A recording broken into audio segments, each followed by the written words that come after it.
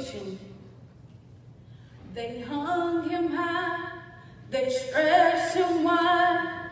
He hung his head, for me he died. That's love, that's love. But it's a lot more sophisticated than that.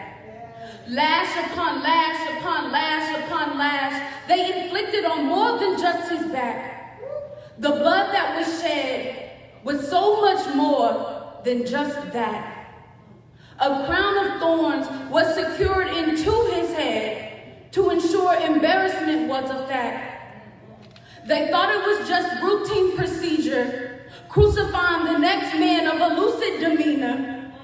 His name to Rome was like one filled with amnesia, thinking by the end of the day, this matter would be of a distant memory, a thing they would no longer endure. The King of the Jews they would hear of no more.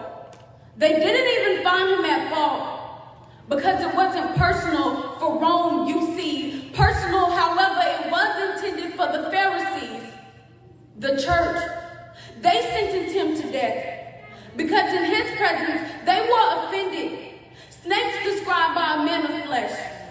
And for the King of Kings, death was the verdict, when all he wanted was to give man relationship with God again. A new path, a new way to begin to mend what was already destroyed by the doing of men. And then there we were again, destroying the way, or so we thought, until after he ascended. It's almost as if man never really intended to be saved or known to God as a friend. Despite all of this unbearable gift was now given to all men. And yet, they still mocked him again and again, saying, if he is the Messiah, I say come down from the cross so that we may see and believe. But because he is the true Messiah, on the cross he remained for you, for me, for the church, the bride, for the returning. But it took his crucifixion to get true recognition. And yet still, he never condemned. He only spoke from anguish and peace. His words, take this and drink, the blood of the new covenant.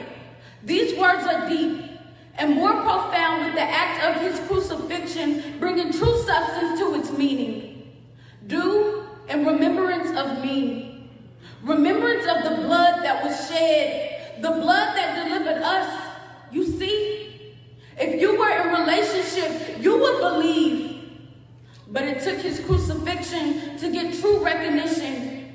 He never condemned. He only spoke from anguish and peace. Before ascending, it was asked, only that you remember me, Lord, when you enter into your kingdom on the road that ended on Mount Calvary. Oh, how he leaves the 99 for the one, even in his sufferings, responding, on this day you shall be in paradise with me. That's love. That's love. That's my King. Flesh of my flesh, heart of my heart. For you, I thirst. It's not until you see value in the relationship that you will believe. Until then, you just haven't seen all of what my God can do. His last words spoken, Father, into your hands I commend my spirit, and it was through. They then pierced his side to ensure the thing that they petitioned for was finished, death. But that's not how the story ends. 3 days later, he rose again and restored the church. That's love. That's love. Oh, what love he has for me, that he would give his life for me. You see, it's more than a song, it's prophecy. That God so loved the world that he gave his only begotten Son, for whosoever would believe. The death and resurrection of the one true living King. The death and resurrection to restore someone like you, someone like me. That's love. That's love. Now, do you see? Wow. Wow.